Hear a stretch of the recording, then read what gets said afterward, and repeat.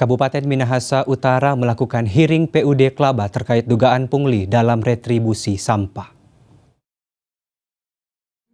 Dewan Perwakilan Rakyat Daerah Minahasa Utara menggelar hearing menindaklanjuti aspirasi masyarakat terkait dugaan pungli retribusi sampah dari PUD Klabat.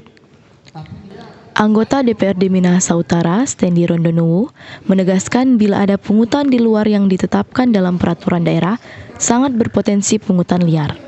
Ketika juga ada pungutan yang tidak sesuai dengan perda, kalau statement saya secara pribadi itu salah, malah bisa terkesan pungli.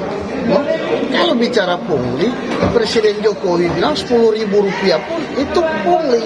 Jadi jangan dilihat 10.000, 100.000, 1 juta. Nah kalau tiga ini pungli, nah silakan.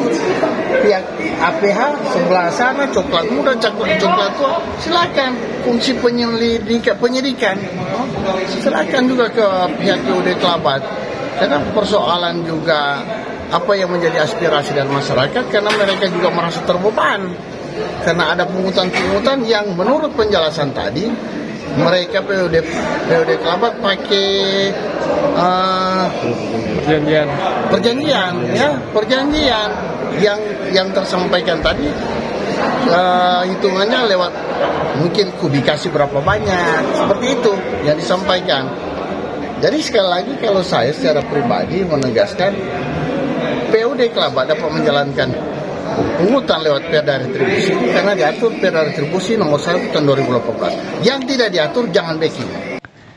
Sementara penasihat Persatuan Angkutan Sampah Rumah Tangga Minahasa Utara, Johan Awoy, berencana akan melaporkan kasus dugaan pungli ini ke aparat penegak hukum.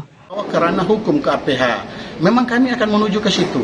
Ya, kami akan menuju situ. Tidak menutup kemungkinan bukan cuma itu yang menjadi laporan kami, dan laporan kami ini tidak menutup kemungkinan kami akan bawa ke pihak kepolisian atau kepada ke pihak kejaksaan, karena ini bisa kedua-duanya, tinggal kita mau pilih kejaksaan atau kepolisian, karena dugaan pungutan liar itu sama dengan korupsi. Diketahui saat ini permasalahan pengelolaan sampah di Minahasa Utara mencuat ke permukaan setelah adanya permasalahan yang terjadi antara PUD Klabat dan pengusaha pengelolaan persampahan. Hizkia Warankiran melaporkan untuk Kawanwa TV.